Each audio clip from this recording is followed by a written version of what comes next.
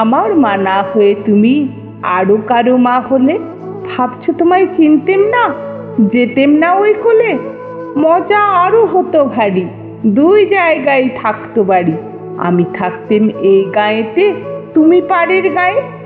এইখানেতে দিনের বেলা যা কিছু সব হতো খেলা, দিন ফুরলেই তোমার কাছে পেরিয়ে যেতেম নাই। হঠাৎ এসে পিছন দিকে আমি বলতেম, বল দেখি কে? তুমি ভাবতে চেনার মতো, চিনি নে তো তবু। তখন কোলে ঝাঁপিয়ে পড়ে আমি বলতেম গলা ধরে, আমায় তোমার চিনতে হবেই, আমি তোমার অপু। ওই পাড়েতে যখন তুমি আনতে যেতে জল, এই পাড়েতে তখন ঘাটে বল দেখি কে বল।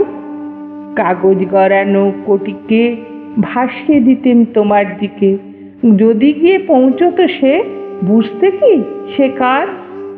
সাঁতার আমি শিখিনি যে, নইলে আমি যেতেম নিজে, আমার পাড়ের থেকে আমি যেতেম তোমার পার। মায়ের পাড়ে অপুর পাড়ে থাকতো তফাৎ, কেউ তো কারে ধরতে গিয়ে পেত না কো, রইতো না একসাথে। দিনের বেলায় ঘুরে ঘুরে দেখা দেখি দূরে দূরে, সন্ধে বেলায় মিলে যেত অপুতে আর মাতে। কিন্তু হঠাৎ কোনো দিনে যদি বিপিন মাঝি পার করতে তোমার পারে, নাই হতো মা রাজি। ঘরে তোমার প্রদীপ জেলে, ছাতের পরে মাদুর মেলে বসতে তুমি, পায়ের কাছে বসতো ক্ষান্ত বুড়ি। উঠতো তারা সাত ভাইতে, ডাকতো শেয়াল ধানের খেতে, উড়ো ছায়ার মতো বাদুর কোথায় যে তুরি। তখন কি মা দেরি দেখে ভয় হতো না থেকে থেকে? পার হয়ে মা আসতে হতোই অপু যেথায় আছে।